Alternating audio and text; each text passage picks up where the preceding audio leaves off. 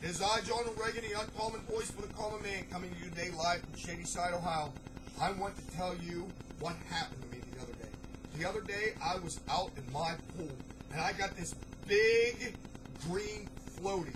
And I'm sitting in my big green floaty. I got the pool over to myself. I got my adult beverage over here in my cup holder, floating in my pool.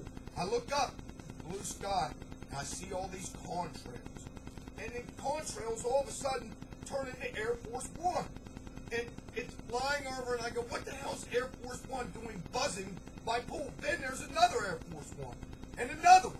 And they just come flying right over top of my pool. I'm horrified.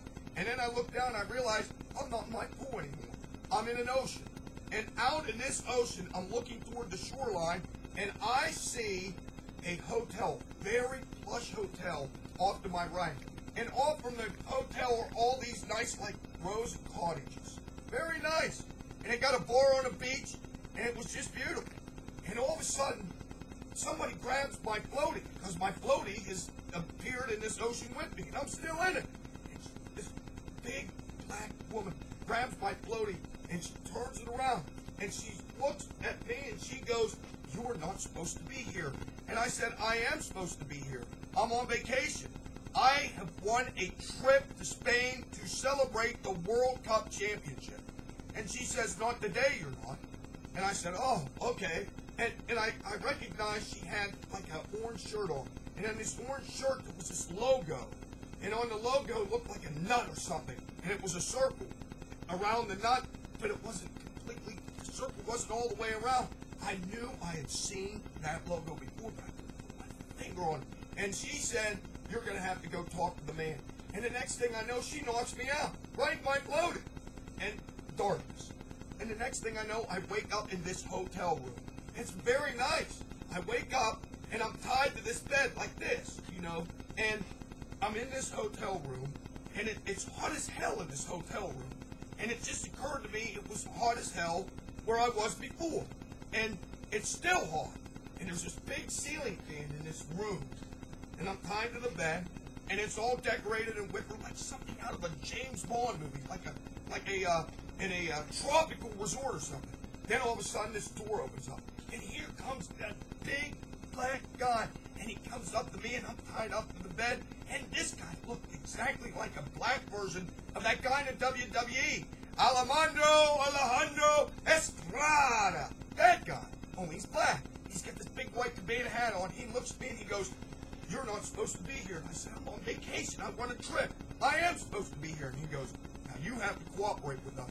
We want some information. We want to know who you've been working for." He said, "Do you work for Andrew Breitbart?" And I said, "No, I don't work for Andrew Breitbart. I'm not sneaky enough to work for him." And then he asked me, "Do you work for Glenn Beck?" And I said, "I don't work for Glenn Beck either. I talk more than Glenn Beck does." And this guy says, "Well, it's like this. Maybe you are on vacation." And I said, "Well, let me ask you one question. Why is it so damn hot in here?" And he says, "We like it hot." And I go, "You know who you sound like? You sound like Dusty Baker, the manager of the Chicago Cubs. One time, Dusty Baker says that black people like the heat and humidity better than white people do." He actually said that. And I asked the guy, I said, "Is Dusty Baker around here?" And he goes, "No." And I said, "Well, I just thought maybe he is. I mean, Dusty Baker seems to think that you guys like it hotter than white guys do. So I'm thinking to myself, maybe Dusty Baker had something to do with this." And the guy says, "No." And I go, "Okay, well, let me ask you this. Did you ever play professional baseball for the St. Louis Cardinals?" And he said, "No." I've seen that purple shirt somewhere before, and I'm telling you it was St. Louis. And he goes, "No, it wasn't in St. Louis." And I said, "Did you play for the Baltimore Ravens? Are you related to Ray Lewis?" And he said, "No." And then all of a sudden he said, "You know what? I think maybe you are on vacation, so we're going to let you go." So next thing I know, he knocks me out too, and I'm back in my floaty. And I'm in my floaty, and I'm looking to the shoreline, and I see this big, tall, black woman. And she's skinny, and she's walking down the beach, and she's got all these fat black kids, but you know what she's doing? She's handing them bottles of Slim Fast. I go, "What the hell's going on?" And then all of a sudden, I hear this big roar, and I look up, and it's an Apache attack helicopter. It's coming right for me, and guess who's flying this thing? I could look in the cockpit. It was Eugene Robinson of the Washington Post, and the MSNBC commentator, he's flying an Apache attack helicopter. He's coming right for me.